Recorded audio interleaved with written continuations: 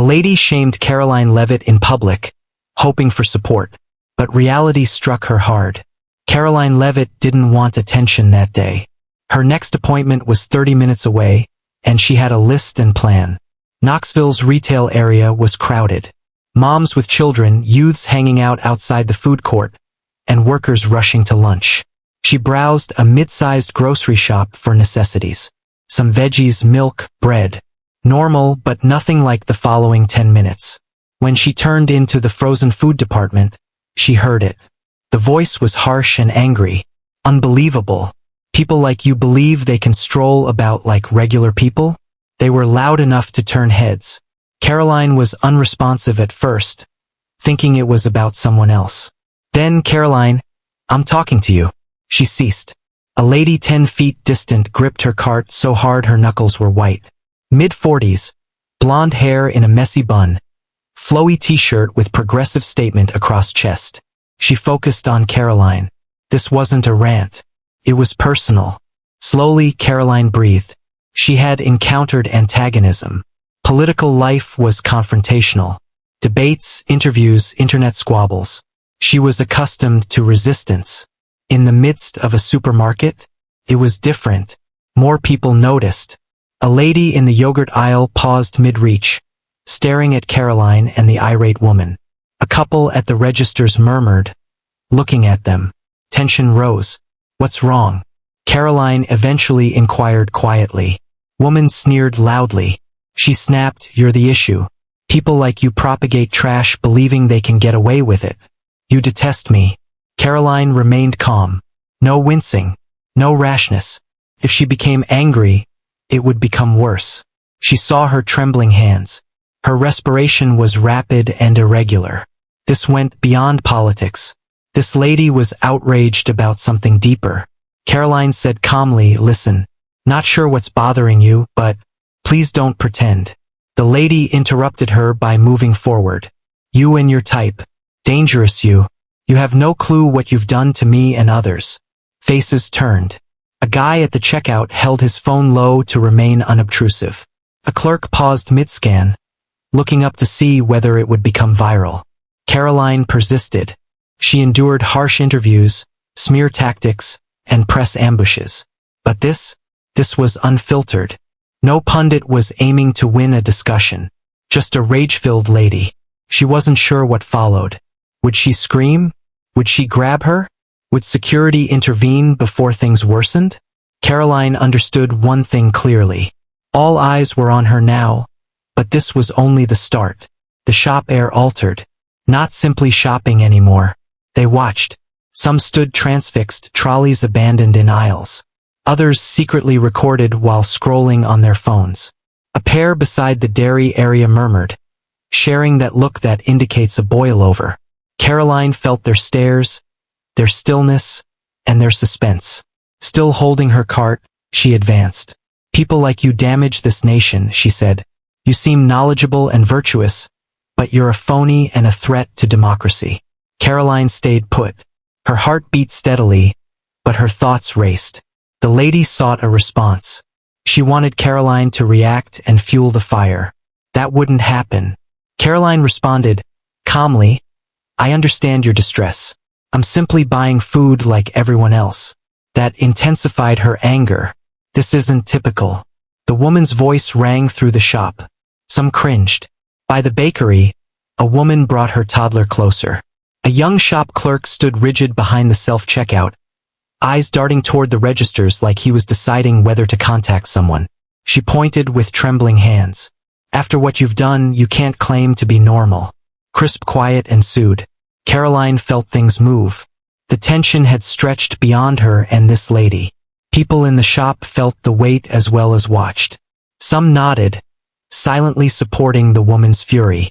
Others looked uneasy, as if understanding they had unintentionally entered something greater than a short shopping errand. The lady surged forward. Close but not full assault. Her hands were too near yet didn't touch. Way too forceful. Another foot would have made it physical. Storegoers gasped. A guy with a blue button-up approached the flower area, seeming ready to intercede. This is horrible, said a lady behind Karoline. That moment was captured on a phone. Karoline stayed put. Stepping aside, raising her hands and reacting to the audience were options. She looked at the lady instead. Karoline answered calmly, "I'm not terrified of you." Woman's face twisted. She almost lost control. Her breath jerked, shoulders trembled, and fists tightened. Soon after, her eyes flashed with uncertainty. She anticipated a brawl, shouting, and Karoline to break. She stood calmly rather than moving. Someone approaching the register spoke. Mid-50s guy with gray hair and folded arms. Voice sliced through air. "This woman doesn't belong here." Woman's head turned to him. "Avoid this," she snapped. Redness covered her face. But the vibe changed. No longer were people passive. They reacted. She whispered to her hubby near the fruit aisle. "This is ridiculous. Shopping, she is." A mid-20s man wearing a shirt that said he didn't like Karoline's views shook his head and said, "This is too much." It went beyond Karoline and this lady. Whole shop was taking sides. No one anticipated the following event. The store went beyond shopping. A stage had formed.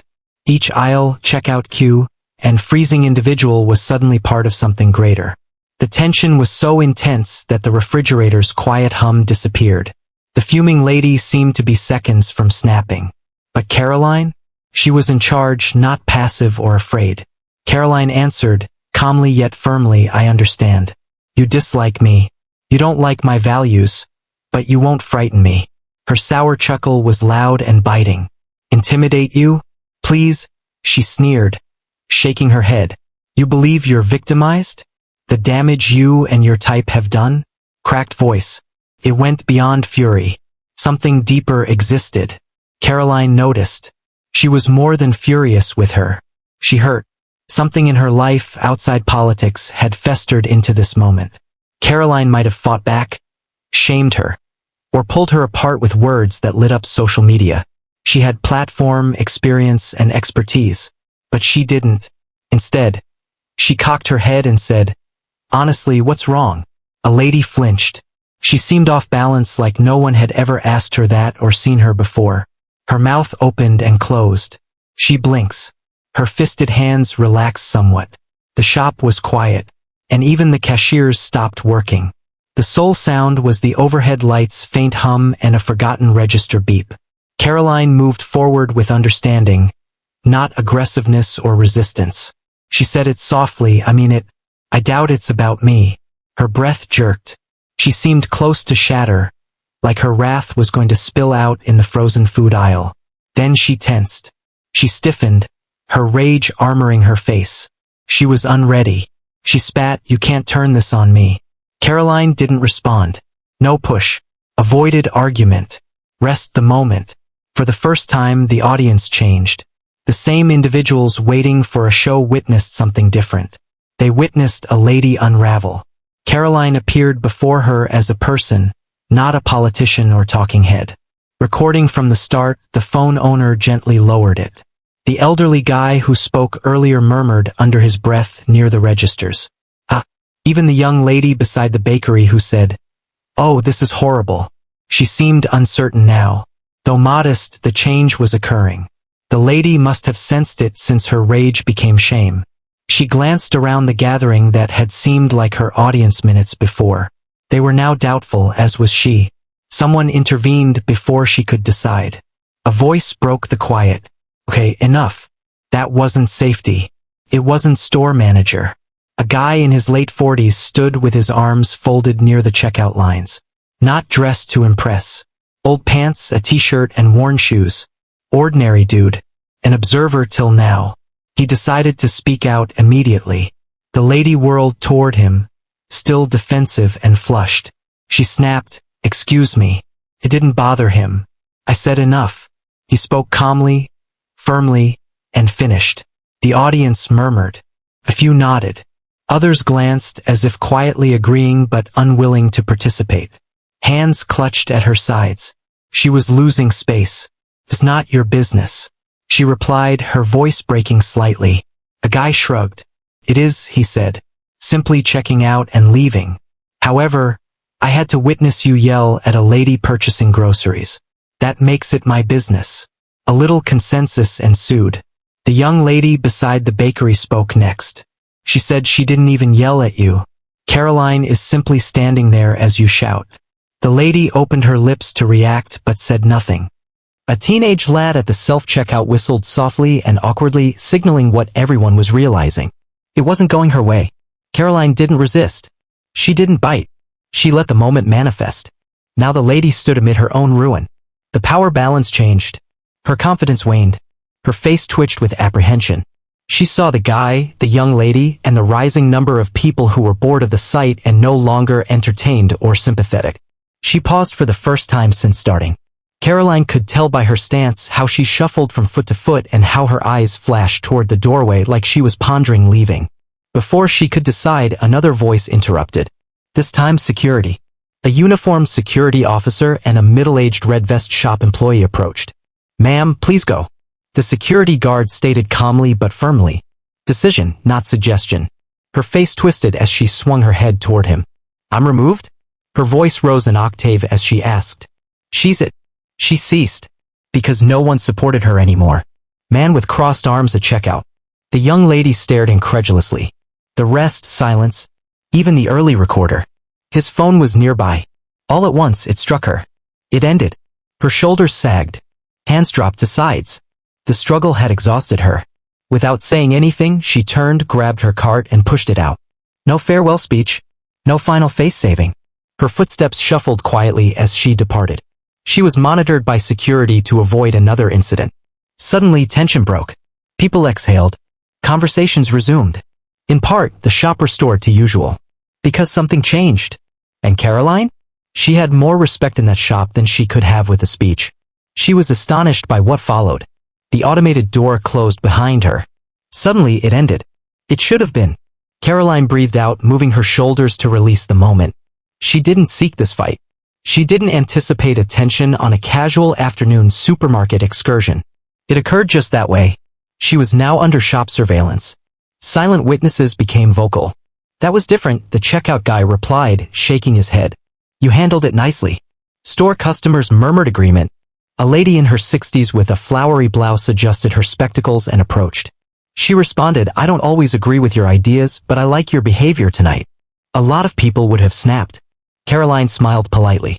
"I appreciate it." A young man, maybe mid-20s, approached unexpectedly. His apparel revealed his political opposition. Someone who could have battled with Karoline online or criticized her in a comment area. Now he seemed troubled. He rubbed his neck, admitting he was waiting for you to explode. "Being honest, I anticipated a viral political breakdown video."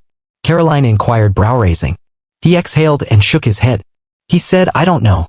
You didn't contribute. Your actions weren't worse." Quite shocking. Though not a full acknowledgement or agreement, it was something. Something like that mattered today. When Karoline went back to her cart, a quiet voice captured her attention. "I'm sorry," the bakery girl murmured, advancing. Karoline frowned. "Sorry, you did nothing." She hesitated and bit her lip. "I know," she replied. "I didn't say anything either. Not at the start. Not when she confronted you.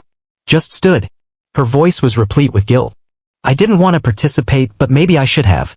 Karoline looked at her, then nodded. "I understand," she replied. "Stepping in is hard. But you spoke out when needed." Small, thankful grin from young lady.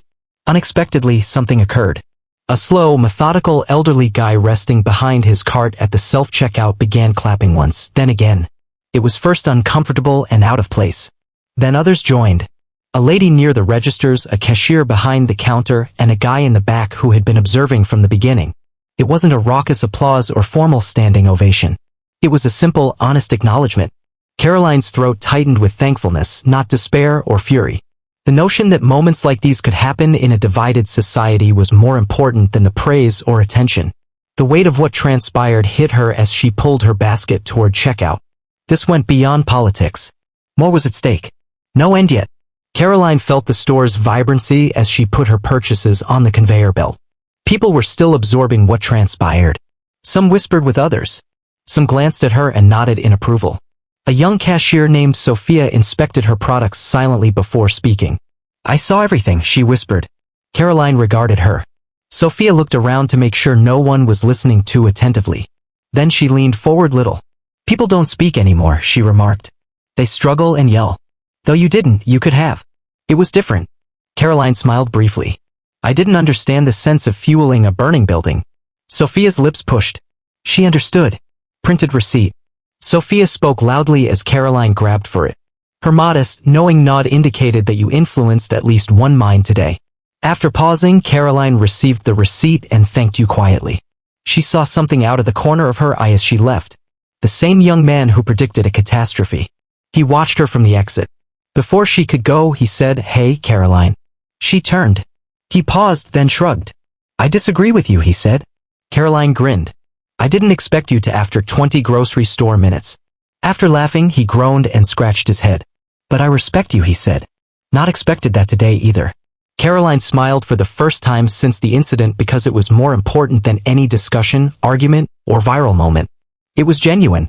After pushing her cart outside, she felt the day's weight in her chest, not as a hardship but as a remembrance. This went beyond politics. It never was. People suffered. People raged. In a society that promoted divisiveness, refusing to participate was often the most potent move. When fire met fire, ash was left. However, when you faced it with calm, tolerance, and understanding, even when it wasn't merited, you constructed something genuine, enduring, and maybe changing one mind. Maybe that's enough. If you survived this tale, please contact me. Has somebody entirely changed the vibe of a situation? Leave a comment. I want to read them. Subscribe for more challenging, inspiring, and thought-provoking stories. See you next time.